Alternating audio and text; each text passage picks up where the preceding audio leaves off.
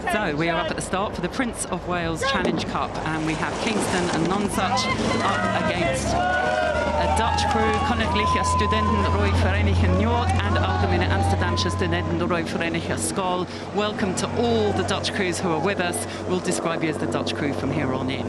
I was very impressed by that still, Kath. I think that's a great rendition of the Dutch composite crew, who are currently leading off the end of the island. Yeah, really strong start from both crews, but already we've got the bows showing of the Dutch crew. A little livelier, a little higher rate at the moment, so we'll see what happens when they settle, but they are inching with every stroke at the minute. A little bit sharper on those extra pips on the rate, the number of strokes they're taking per minute, definitely helping them get more power on and edge away from this crew from Kingston and Nonesuch. I've seen a few posts about this crew from Kingston and Nonesuch who are trailing at the moment, but they entered this crew on the very last day of entries being open with no expectation to qualify whatsoever. They've all come together having rowed together as juniors, and they're back here, this crew now in their sort of late 20s and early 30s. You know, I know Andrew Bedford in the bow seat, possibly his last ever Henley, with getting married next week and a child on the way.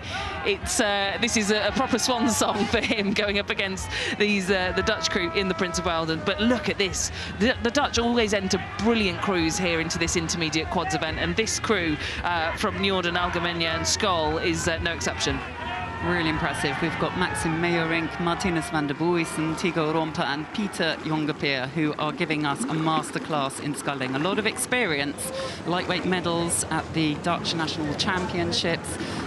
So, you know, again, there's a lot of skill in that crew. We can see from their profile how much they've raced, how much they are able to, get that cohesion in the crew. That's probably a little more of a struggle from Kingston, but I'm just loving reading how Andrew Bedford, Gathercole, George Stewart and Oliver Knight in the Kingston Nonesuch Boat Club have come together, and yes, how Andrew Bedford decided to enter them on the last day, and we accidentally qualified. That's such a lovely, happy way to end up at Henley, isn't it? Yeah, and I noticed as well, stroke by Ollie Knight, who's been rowing at Henley for a very, very long time, as such has the rest of the crew. 9 Henleys, this will be his 10th Henley here, and just about same for George Stewart. And then in the bows, Callum Gathercole and Andrew Bedford. Well, you know, 10 and 11 Henleys between them.